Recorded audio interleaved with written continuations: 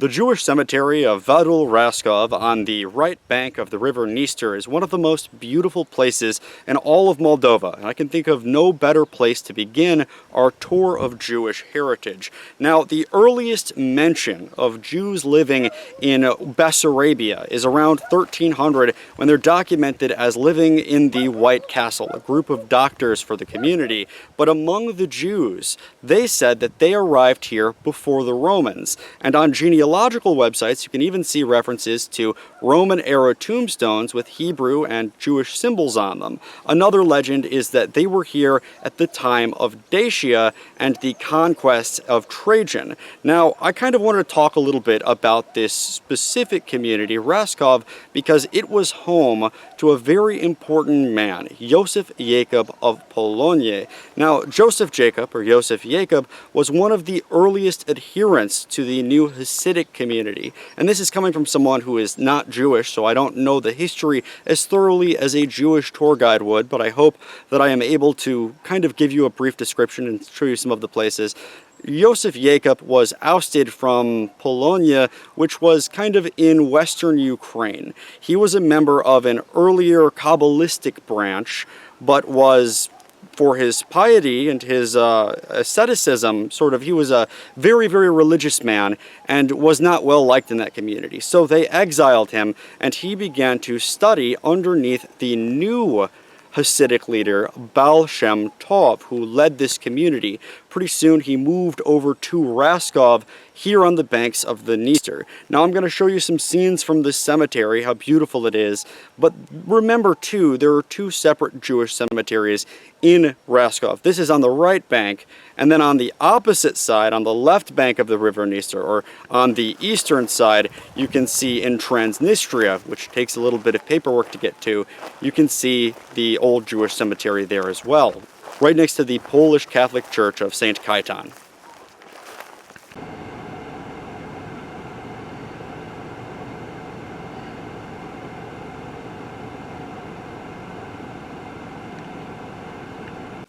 And it looks like the date on this tombstone is actually listed as 1959 or 1952, with the rest of the cemetery over here and the river Dniester on the right eastern side. Some of the graves in this section of the Raskov cemetery look pretty new, or at least newly painted. The date of death on this is 1936, and the Jewish community here in Moldova had gone through so much even by 1936. Another grave right here listed 1929. And for the next couple minutes, I'm just going to sort of show you around the village. On the left side here, you can see over this river, the Dniester, is Transnistria, or the PMR, a separatist republic. I'll talk about that a little bit more as the video continues. So you might be wondering why there's a Jewish community on the left and right banks of the river right here at Raskov. You've got Raskov and Vadul Raskov. Well, the first time this village was mentioned was in 1447, but a legend exists here in the Dniester Valley that a boyar, many years before it was first mentioned, owned both sides of the river. He forded it at the highest point in the Dniester and decided to deforest it. He wanted open, livable land, and for most of his life grew beautiful vineyards. However, when he got very old, he was swept away by the river, leaving the land perfect for a settlement. And that's exactly what happened. This was first mentioned in 1447 as new settlers began to arrive.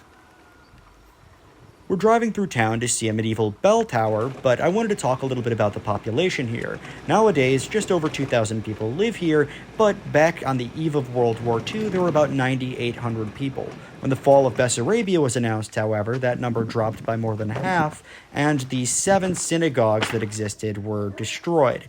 Also, in this medieval bell tower, built sometime in the 17th century, there used to be a wooden church around it, but unfortunately as well, this church, just like the synagogues, was burned down. There are some beautiful medieval graves in what used to be the graveyard of the church before it was burned. Nowadays, they're painted a beautiful powder blue, and I would love to have more information on them, but sadly, there just aren't any placards. But the European Union is actually offering to rebuild this. There have been some archaeological projects on this tower built by local artisans in the 1600s.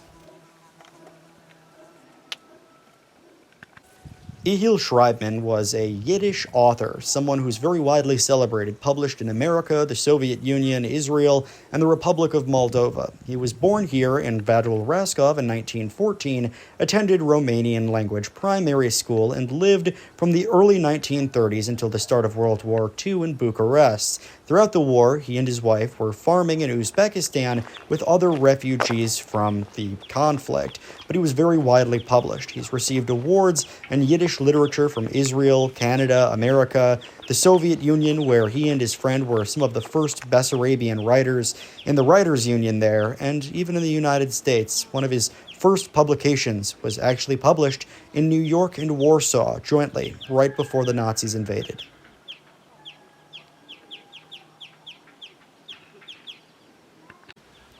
And in front of the village culture hall, you have this beautiful monument to the Great Patriotic War. And you can tell this was especially brutal in the village of Vadul Raskov. The date of the start of the war is listed as 1941 because for the Great Patriotic War, this was the year that the Third Reich and their allies, in this case Romania, invaded the Soviet Union. And here we have the culture hall itself, one of the most beautiful murals that I saw in the entire country. You can see grapes, you can see that they have placed some mirror glass inside of the side of the building to make it reflect the morning sun, and it looks like it's almost partly abandoned, but only because it's a large building in the woods. In reality, it is very well taken care of, and one of the locals actually showed me inside. This is a classic depiction in the Soviet Union of the local Moldavian people celebrating their collective farms, and you can see the purple grapes behind them. Some very beautiful murals as you get up close to them.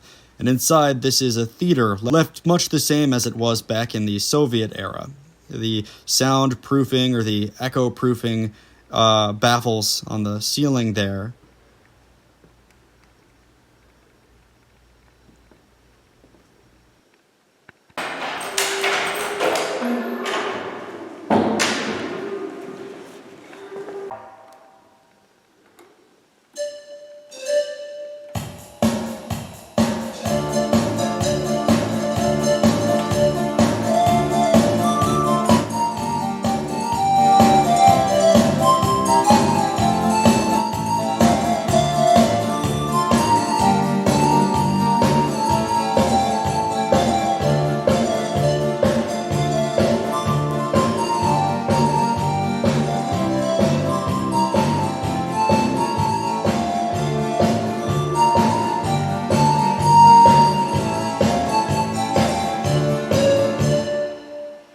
Before World War II, a ferry linked Vadul Raskov on the west side of the Dniester to Raskov proper on the east. Separated by an unrecognized border, these towns were historically tied by their Jewish heritage. To see Raskov, take the road north to Katayan, which leads into the separatist Transnistrian Moldavian Republic. Usually called Transnistria, their government recently passed a new law banning this name, finally deciding on Pridnestrovie. This is because interwar Romania occupied the area and during World War II, when they joined the Axis, pushed into Odessa and declared the land part of the Transnistria Governorate. As the outskirts of their planned Greater Romania, they saw this territory as the perfect place to send Jews, Roma, communists, and political undesirables to a system of concentration camps and ghettos. The name Pridnestrovie doesn't evoke the same horrible memories as the word Transnistria.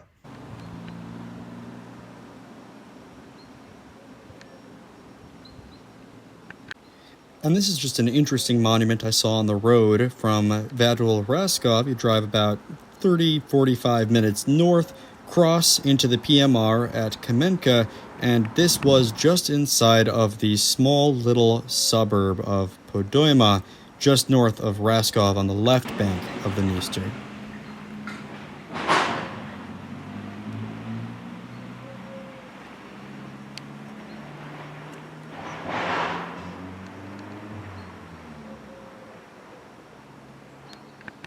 And we're here on the left bank of the river Dniester in Transnistria to see the ruined synagogue of Raskov. Earlier today we started out seeing the old Jewish cemetery on the western side of the river, but here we are in the PMR. And this is a tunnel inside of the old synagogue. One of the locals pointed it out to me and sort of pantomimed that it would be a very tight fit.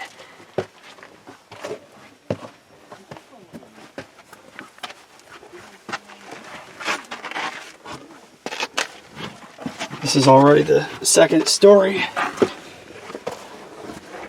Well, let me turn around.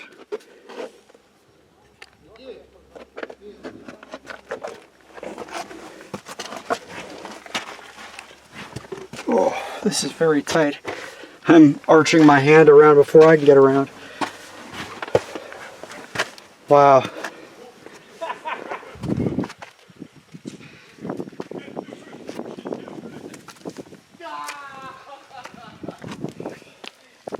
No guardrails.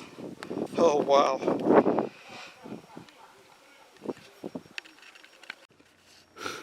And the local wasn't lying when he said how tight the fit was here.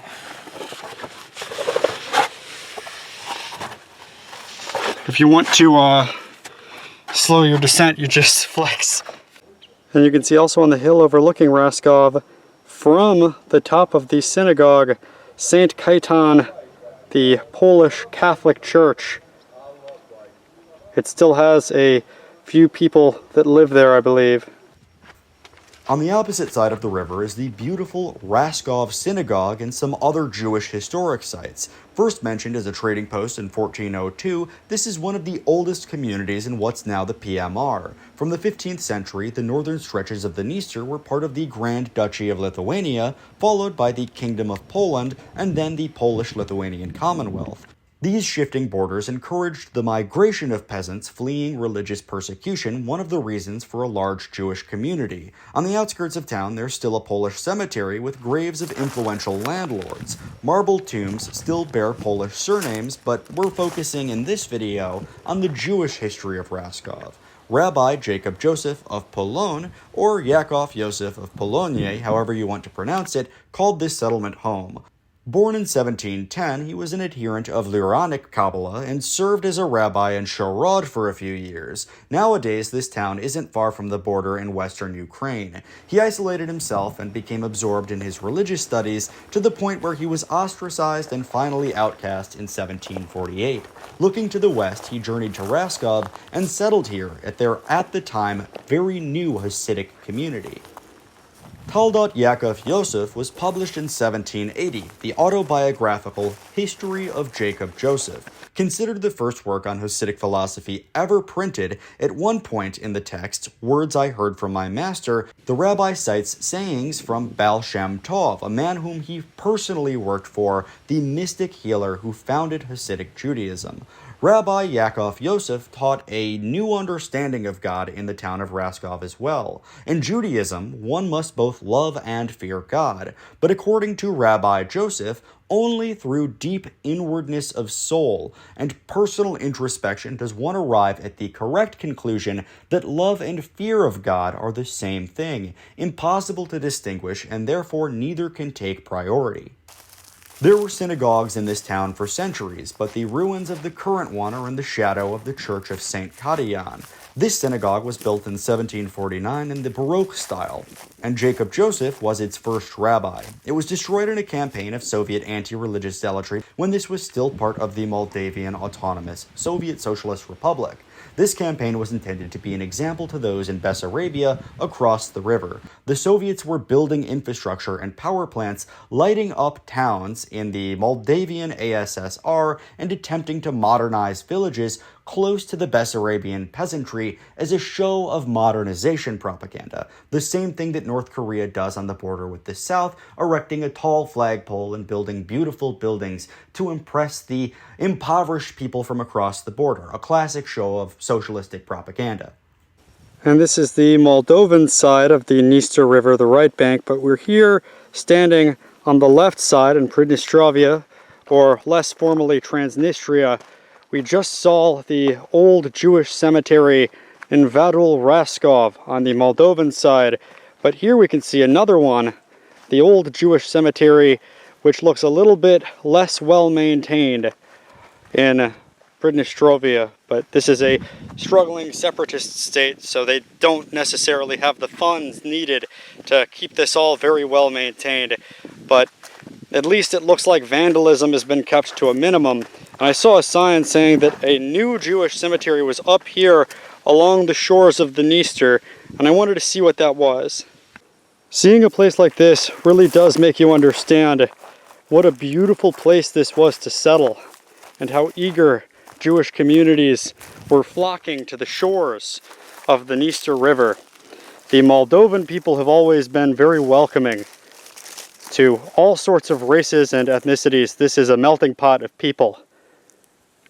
Two lines of Hasidic Judaism existed at once in Raskov, both of which lasted for centuries up until World War II when they were extinguished. Both traced their lineage right back to Baal Shem Tov. One was led by the first rabbi of the synagogue, Jacob Joseph, already mentioned. The other was led by Rabbi Shabati, who was born around 1655. This rabbi wrote an influential prayer book called the Siddur, which is still widely read to this day.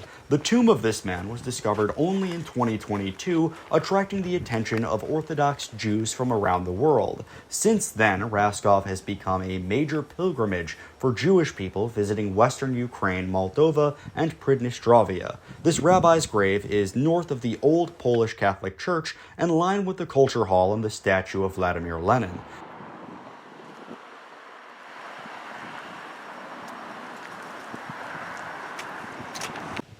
And the other side of Raskov, as you can see, looks quite different, with the Culture Hall and a statue of Lenin right here at the entrance to St. Kaitan Church.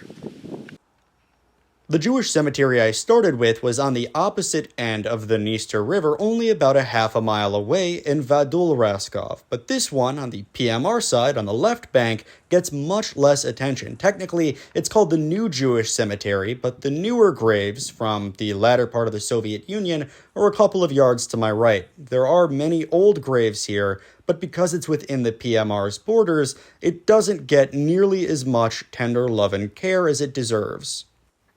I figured while we're here in the Raskov New Jewish Cemetery, I would show you some of their graves, translate the names, and talk a little bit about the genealogy. This is Yakov Leontovich Slotsky. Now, this could also be spelled Slotsky, S-L-U-T-S-K-Y.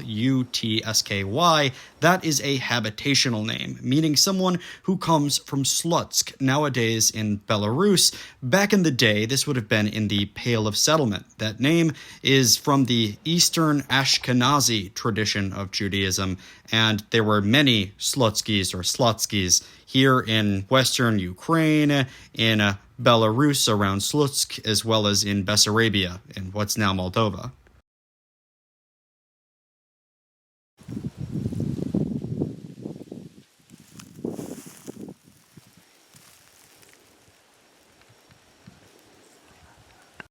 And another interesting grave in this cemetery is someone born in 1884, died in 1959, Rabbi Mordecai Tesler. Now, at the center of the tombstone, above the date of death, you can see that it has been Russified to Mordkovich.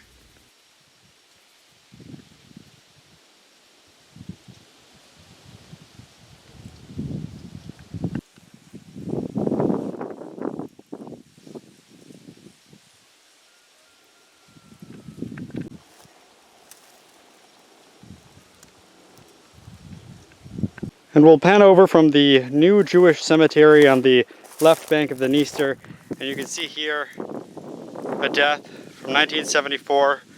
What I was told from someone who lived here were the golden years of the Soviet Union, over to the old Jewish cemetery in the outskirts of Raskov. This is not Vadul Raskov on the Moldovan side, this is on the Transnistrian side.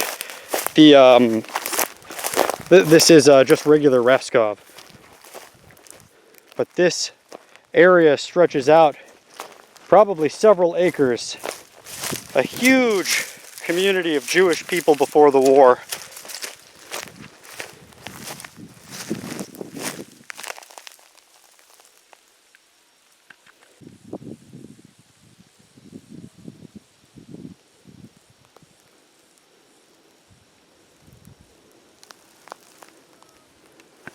And I said earlier, I'm not here to make a pro-PMR or anti-PMR video, and I almost hate to show this, but it looks like this road here was grazed sort of right through some old Jewish headstones.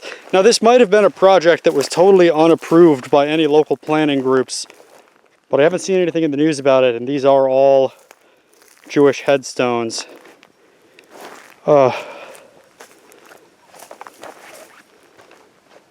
How sad. Genuinely. It's heartbreaking because in their religion, the spot where they come to rest is sacred. It's supposed to be remembered. And just on the outskirts of that Jewish cemetery, we have this old barn that still has this stone over the top of it. This must be from before World War II. And panning down, we can see, even in the farmland here, there are old Jewish headstones and abandoned buildings next to small homes. And in the park adjacent to the Culture Hall in the village of Rashkov is a Holocaust monument, and it reads, "Dedicated in memory of the Jews, residents of the village of Rashkov, who suffered during the Great Patriotic War." Kind of looking down a little bit, it also says, "Shot and drowned in the river Dniester, driven away and tortured in the ghetto." On the first panel, there's 23 names. On the second, there's 40 names. And at the very end of the second panel, it says, "Those living on this land keep fond memories of you." I think this is especially powerful for an American who, I didn't have any family who was in Europe at the time of the Holocaust. It is a very intense feeling to realize that it happened not only in the local area, but literally drownings in the river that are only a couple of hundred yards away. From this spot to the north of Transnistria, drive south to Ribnica. In September 1941, occupation authorities in Transnistria Governorate built a ghetto and a concentration camp in town. Towards the end of the war, they began to see that their days in Bessarabia were numbered, so on the night of March 19th to the early hours of the 20th, 1944, 270 Soviet citizens and POWs were marched to this site. In the presence of Romanian troops, they were burned alive right here. According to incomplete data, around 50 of the victims were Jewish. This building was used either as or built on the site of the prison that was used to hold the unfortunate victims of this massacre. Other sources list the date of the massacre as March 17th and give a slightly higher number of around 400. In reality, because this was used as a transit camp, the real number and identities of these victims may never fully be known.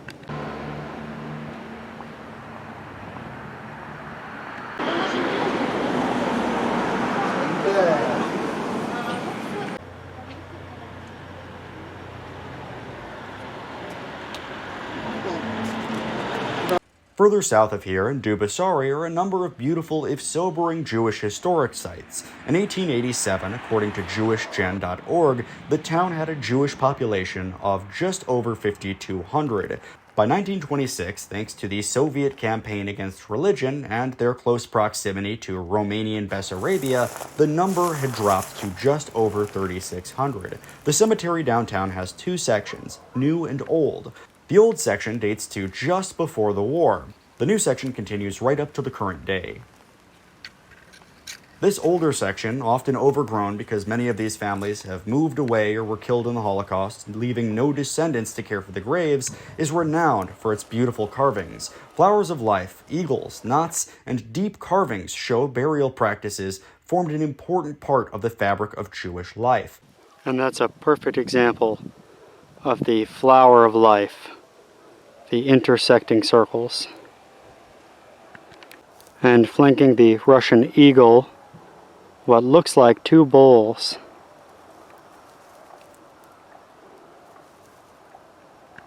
The new section shows the resilience of these Jewish communities and how life continues after the brutality of the Shoah.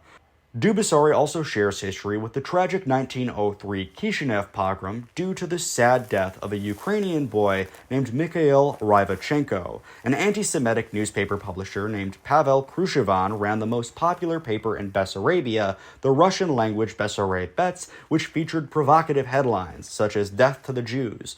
Pavel was apparently from a family of degenerated nobility and organized the neo-fascist Black 100s, a czarist paramilitary. He had an odd soft spot for his sister and was enraged when she ran off to start a new life with the son of a kosher butcher. When this happened, the Khrushchevan family did everything to force her back into their manor, but she refused, leading her brother Pavel to take up his new passion, inciting the murder of Jews through pogroms.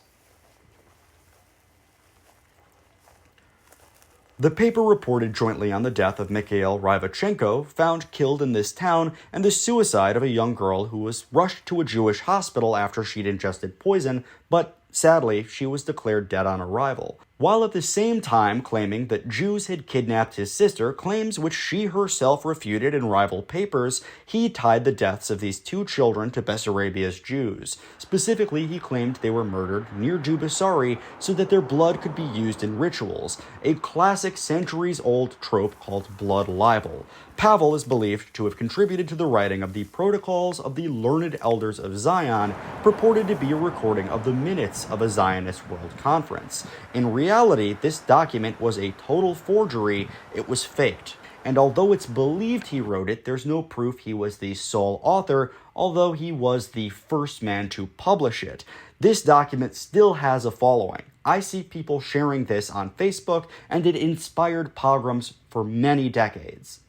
In September 1941, leveraging the ethnic tension present in the region, Einsatz's group killed 490 Jewish families in town, which accounted for about 3,000 people. Much of that tension was because Jews here understood the need for self-defense after an earlier riot killed several in the 1880s. By 1897, according to the Jewish Virtual Library, there were just over 5,200 Jews living in town, about 43% of the population. 2 Jews were killed in 1882, and the town was quickly looted, after which the community became concerned with organization. After the pogroms of 1903 and 05 and the horrors of World War I, the Jews in Dubasari formed protection units that mostly deterred similar violence until the Axis occupation. Also, according to the Jewish Virtual Library, the town was occupied in mid-July 1941, after which the Germans set up a ghetto. On September 1st, the town became part of Romanian Transnistria and executions began. By the 28th, the number of dead was estimated at closer to 6,000. The jump is because the ghetto here also doubled as a transit camp, and the 490 families killed often didn't have a full account of members who were murdered. The reason for this jump is because the ghetto here also doubled as a transit camp, so many of these thousands of people came from other villages, as well as the fact that the 490 families who were killed from the local area didn't always have a full account of members who were murdered. Liberated on August 14, 1944, the Soviet Commission for the Investigation of Nazi Crimes found that about 18,000 victims were buried in nearby mass graves, and after the war, roughly 100 to 150 survivors returned. These numbers were compiled by Soviet military intelligence in a case by the title About Atrocities of Fascists During the Temporary German-Romanian Occupation of 1941 to 1945 in the Dubasari district of the MSSR. This memorial, which was being renovated when I visited, was erected at their place of execution more as a cenotaph for the victims than a burial site. The same report found that many victims had been brought to this ghetto from Kishinev, Tiraspol, Ribnica, Grigoriopol, Balta, and nearby communities. And this is the old synagogue in Dubasari.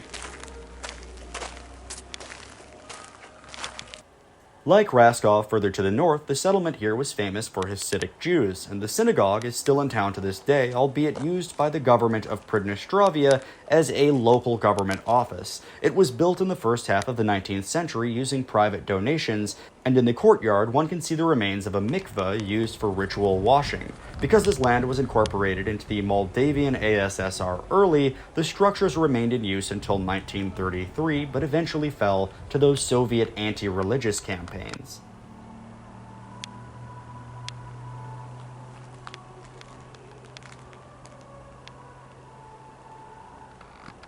And in the shadow of the synagogue in Dubasari is the ever-present sheriff. Very interesting fixture here in Transnistria. Further south is Tiraspol, the separatists' capital. This republic is in a state of suspended conflict, but the situation has been surprisingly peaceful for many years. So if you have your paperwork in order, there's no need to fear going to any of these places I've been, even without a tour guide, although obviously one would be invaluable to you.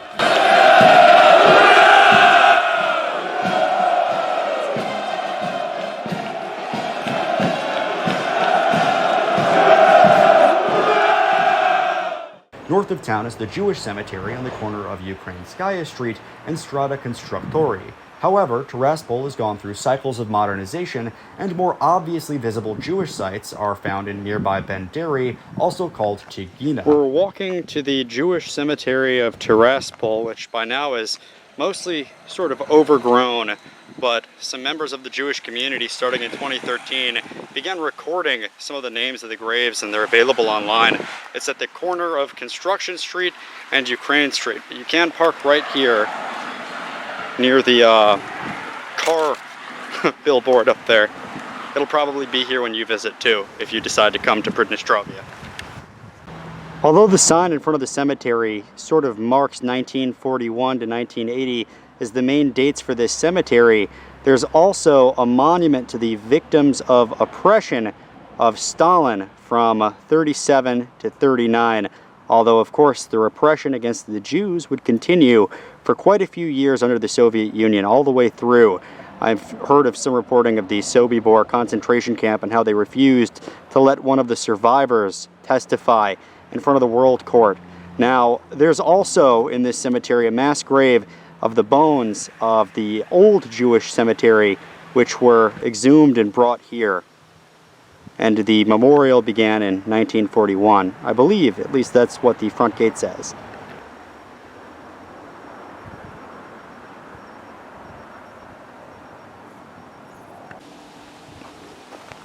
And you can see here both of these men died in 1944 during the war, so I would assume that that was the Nazis who killed them. And a lot of these monuments are very large obelisks.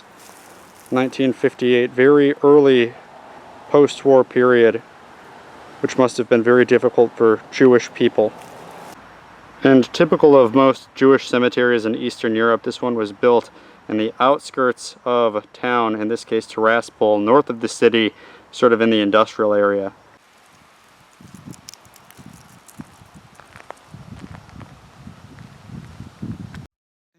Towards the center of the cemetery in the back, in a walled-off section, this reads, "The remains of the burials from the old Jewish cemetery are buried here. The cemetery was located on 9 January Street in the area of a glass container factory."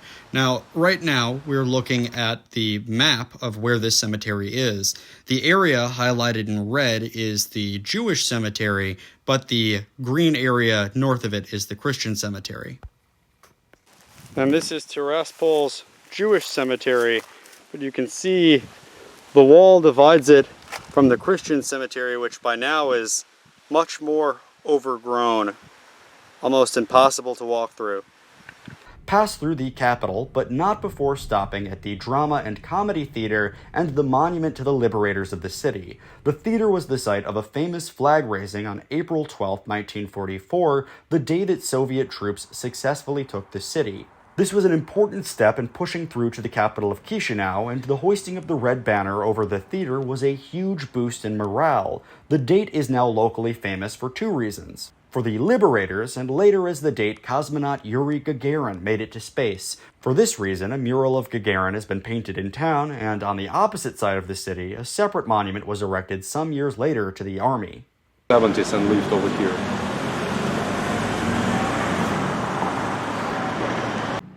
The Monument to the Liberators of Tiraspol was unveiled to mark the 25th anniversary and commemorates the 57th and 82nd Soviet Rifle Divisions of the 37th Army.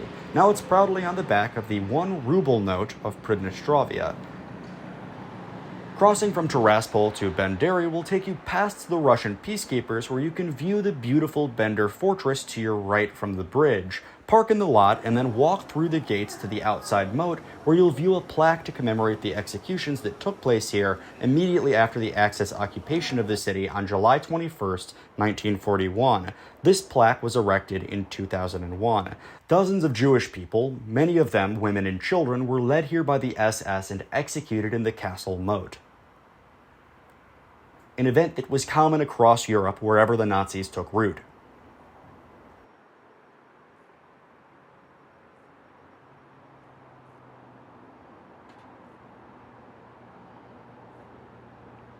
In the town itself is a beautiful former Jewish hospital located right here. Constructed in 1889 as a free medical institution, it remained in use by the community right up until 1939.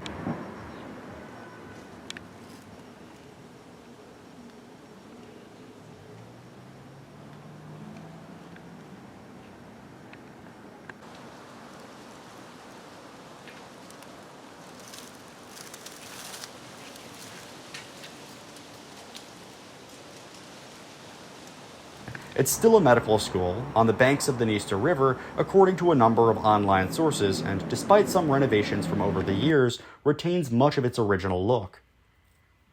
Nearby Suvorov Street seems to have been the center of the pre-war Jewish quarter of town. An article put out some years ago about historic sites in Moldova listed Suvorov Street 30 as an old Jewish building, but for much of the time I was in the PMR, I had no phone signal and had to rely on offline maps, so I couldn't find photos for reference. This building may have since been removed or renovated beyond recognition, but it was apparently built right around here in the early 1900s for the Jewish community. After the war, the Soviets planned to turn it into a storage facility for pork, but a local leader named Peretz Leonid opposed the plan and managed to ensure it was instead used as a bicycle club. In 1989, a Jewish club was formed here, and the building became Bender's only active synagogue. Many of them have since left to Israel once the collapse of the USSR took place.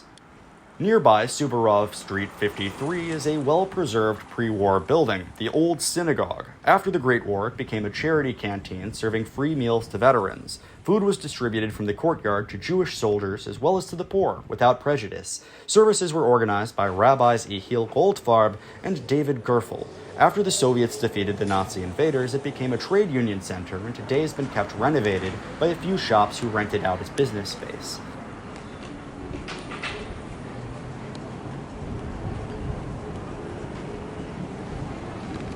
On the south side of Benderi's October Park is the beautiful 2002 memorial to the tragic executions carried out on the riverfront. While the SS killed several dozen women and children at the castle moat in the early days of the occupation, they wanted to cement a reign of terror by killing as many as could be rounded up in the city itself. Contemporary reports say about 1,000 were shot right here and then thrown into the running waters of the river Dniester. This abandoned building, right next to the monument, is a sad relic of the Soviet Union when it was possible to buy boat tickets here and sail down to the Black Sea. Shifting borders have since made this impossible.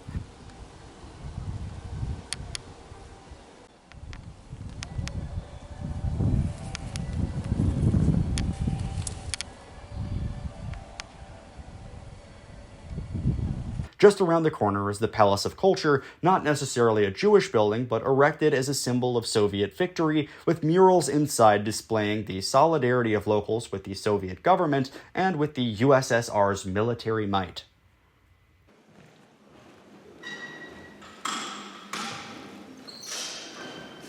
You can see socialist realism art. The scope of that was to show everyday activity, everyday life of the Soviet people. You can see men holding a flag which says Brigade of Communistic Labor, teenager planting a tree, Subotnik activity from the word Subota, which means Saturday, the time when people would clean their residential yard area. And of course, the metaphorical image of the Soviet Moldova. There are dozens upon dozens of other beautiful Jewish cemeteries in the Pridnestravian Moldavian Republic and across Moldova. This video focused mainly on the PMR, but in a later video I'd love to take you to Chisinau as well as to some other places across the country and tell you more about Bessarabia's beautiful Jewish history.